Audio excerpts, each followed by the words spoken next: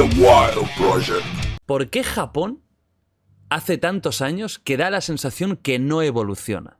Es decir, tú ves el Japón, el Tokio de hoy, ves una panorámica del Tokio de hoy y sigues viendo los carteles de DVD, es como se han quedado estancados en el modernismo que tenían hace 25 años. ¿Por qué crees que pasa eso? ¿Es verdad primero? Es verdad, es verdad. Es que Japón tiene una mentalidad muy conservadora. Muchísimo. Hasta un punto en el que es nocivo para la economía del país.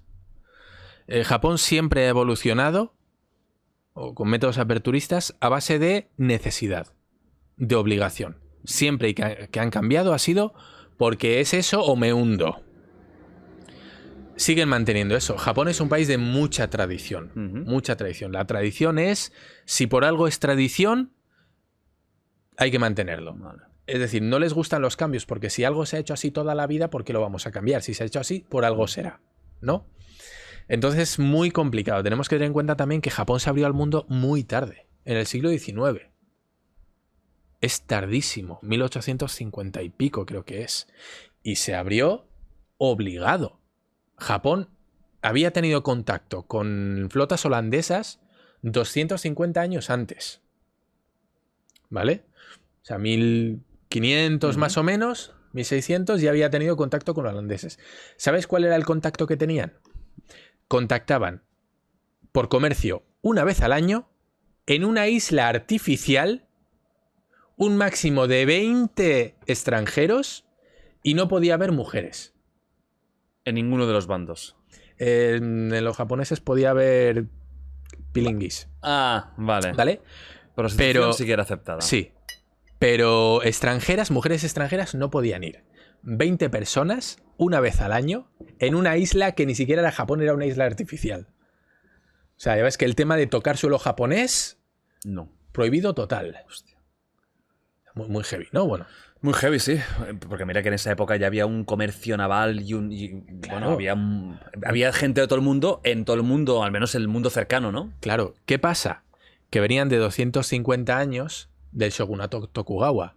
No sé si Kenshin te suena, ¿no? Sí, claro. Samurai, bueno, pues es esa época, ¿no?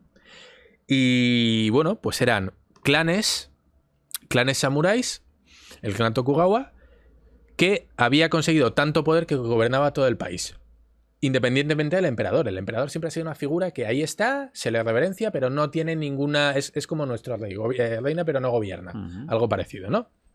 Entonces, pues después de 250 años habían tenido mucha paz.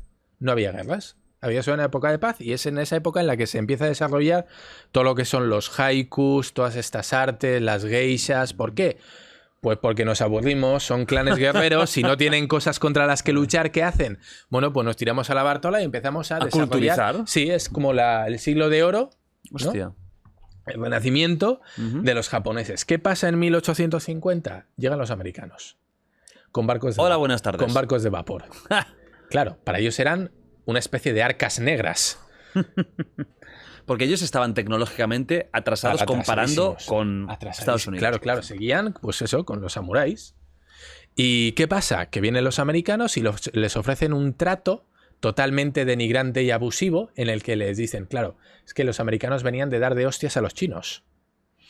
Entonces los japoneses dijeron, ¿qué hacemos? ¿Nos arriesgamos y nos solemos que vamos a perder o aceptamos sus condiciones? Pues no les queda otra que aceptar. Y así estuvieron varios años hasta que la situación era insostenible. Tenían leyes tan absurdas como que, por ejemplo, si un extranjero cometía un delito en Japón, no se le podía juzgar en Japón, se le tenía que juzgar en su país de origen. Evidentemente, ¿qué pasaba? Nada. Eso, con los chinos eso, no te preocupes. Indultado. Hasta que los japoneses se cansaron. ¿Y qué pasó? Pues tenemos ahí el último samurái, ¿no? En el que, bueno, quienes había dos bandos. Unos eran los aislacionistas, los que no querían que se mezclara, se contaminara su cultura con los extranjeros, y otros querían abrazar esta novedad que había llegado, no prostituyendo su cultura, sino adaptándola, diciendo, bueno, a ver, vamos a ver qué podemos coger mezclando, y lo ¿no? hacemos a la japonesa, que es lo que hacen hoy en día, ¿vale? Entonces hubo una guerra entre las dos secciones, ya sabemos quién perdió, los aislacionistas perdieron, y a Japón no le quedó otra más que bueno, pues abrirse al mundo, y es un poquito lo que conocemos ahora, ¿no? Es un poco donde empezó ese punto de partida en el cual Japón empieza a occidentalizarse hasta la época actual. Pero ya vemos que todo es a base de obligaciones. Y aún a día de hoy, ¿tú crees que ese espíritu sigue estando vigente en el Japón actual? Bueno, según los propios japoneses, no. ¿Ellos qué dicen? Eso se perdió. Para ellos es una época de, vamos a decir, de mitos y leyendas.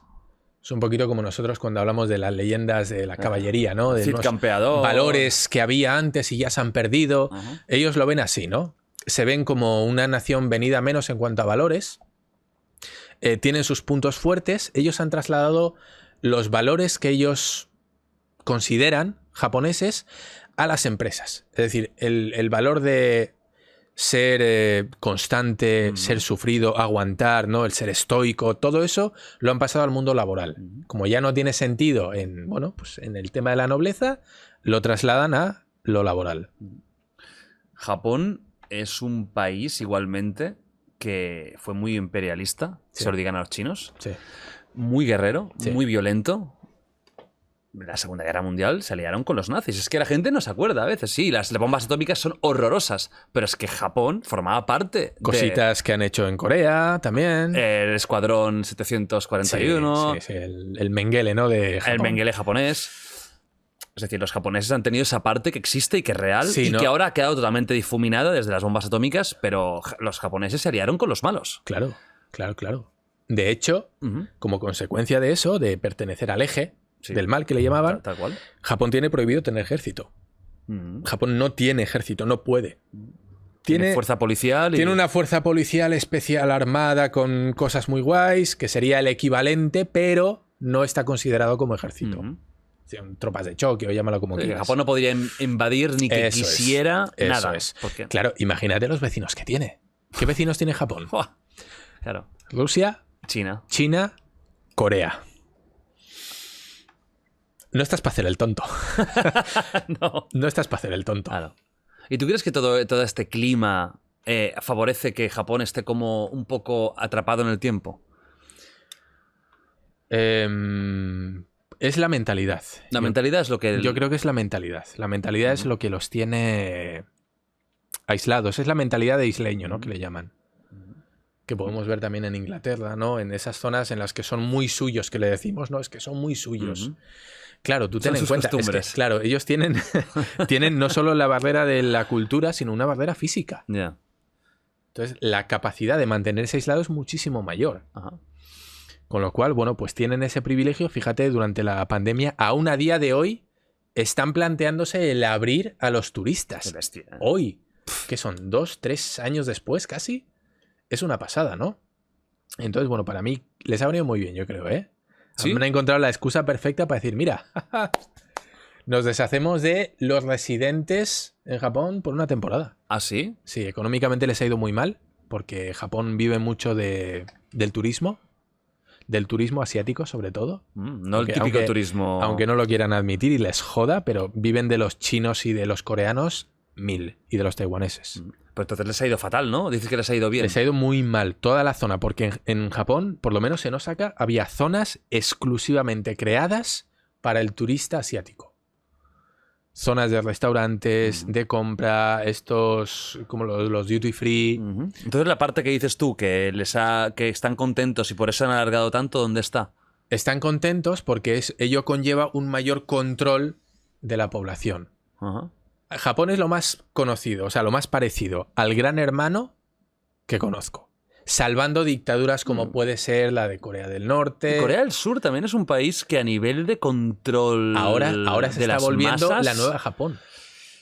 En todos los sentidos. Índices de suicidios, condiciones laborales súper animales, en los estudios, un estrés brutal. Todo eso es casi un reflejo de lo está de como Japón. repitiendo, ¿no? Sí. Pero en moderno. Sí. Sí. Entonces, bueno, Japón no quiere cambiar y lo único por lo que cambia es cuando no me queda otra. Y como no me queda otra, a regañadientes. Y voy a cambiar lo justo y necesario para sobrevivir. No te creas que venga, sí, va. No sé, dime cosas que yo vaya haciendo. No. Si cambiando esto sigo adelante, esto es lo que voy a tocar, nada más. Y si en algún momento además puedo volver atrás, lo voy a hacer. Y ese pensamiento hace que sigan siendo tan tradicionales y tan, bueno, tan distantes con las nuevas cosas que hay, ¿no? Pues las nuevas corrientes, el tema, por ejemplo, ¿no? Que está afectando a nivel occidental, estas corrientes del buenismo, de lo políticamente correcto. Japón es inmune a todo eso. Asia en general es inmune a todo eso. O sea, son mamadas, son tonterías de los occidentales, ¿no?